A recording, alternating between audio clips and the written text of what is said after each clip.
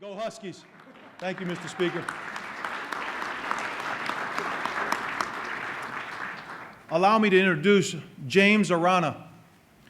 James is a social worker, trainer, and passionate community organizer with 35 years' experience working with people of all ages and diverse cultural background.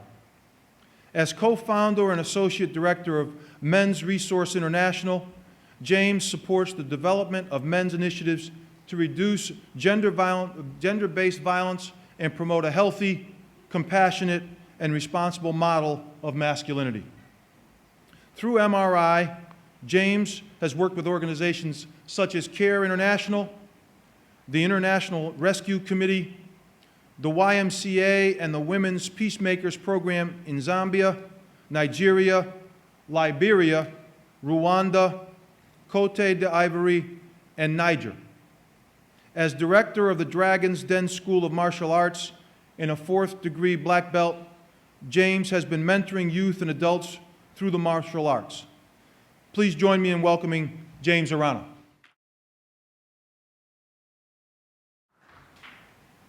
Bianchi. Buenos dias. Hello. I'm going to try this again. Hello. Hello.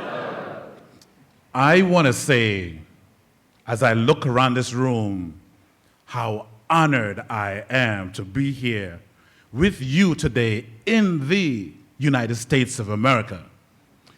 The reason why I'm saying this to you is that as you look around in this room, please look at, see who's in this room right now. Look around.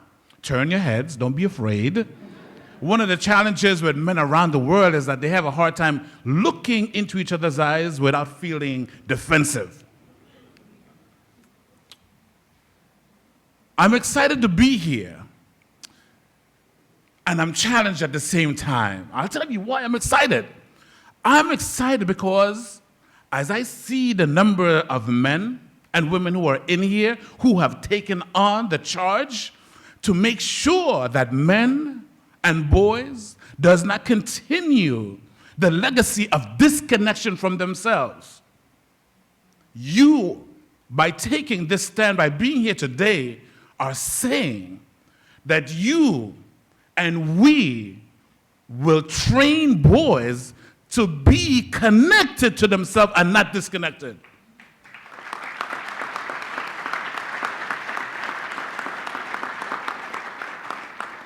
I'm excited to be here because on my way here on 90, I saw this big billboard that said, Jane Doe, White Ribbon Day campaign, right? I saw it and I was like, yes!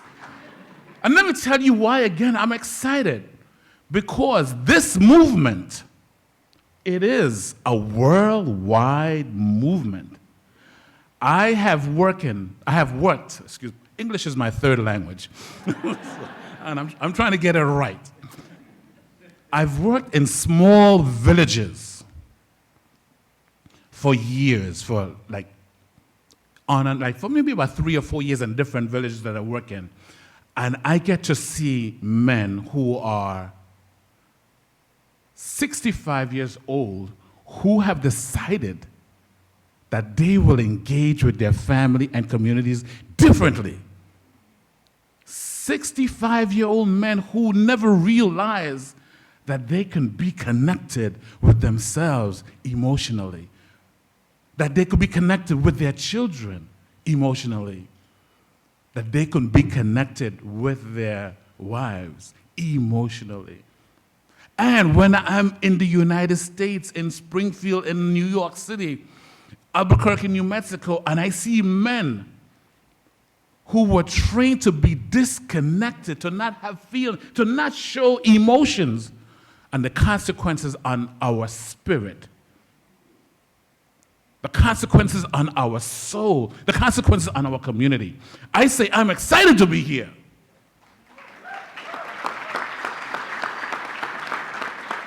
I'm excited because when I leave from here, I'm going to be going to New York City where there's an international men's conference that's taking place. I want to let you know that you are not alone in deciding to do this differently, that you will decide to challenge young boys and men when you see and hear something that is disconnected and disrespectful to themselves and to the people that they say that they care about, other boys, other girls. We are saying we're taking a stand to not do that anymore. Am I correct? Is that what I'm hearing? Is that what I'm understanding? That you will take a stand? As excited as I am, I say that I'm challenged also, because this room is too small. Am I correct? Yes. I can't hear you. Yes. I can't hear you. Yes. That's right. So next year, your charge is to make sure that each one of you bring two, not one, two people with you. Demand a bigger room. Commit to doing it differently. I say to you, White Ribbon Day campaign is not a one-day thing. It's not a one-month thing.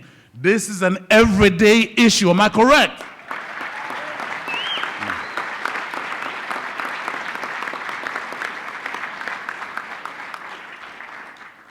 My brothers, as I look at you, I want you to look at the other men in this room. Do that right now. Again, look at the other men in the room and say, I'm making a commitment. I want to hear you say, I'm making a commitment. I can't hear you. I'm making a commitment to bring another man next year. To bring two men next year. To bring two men next year.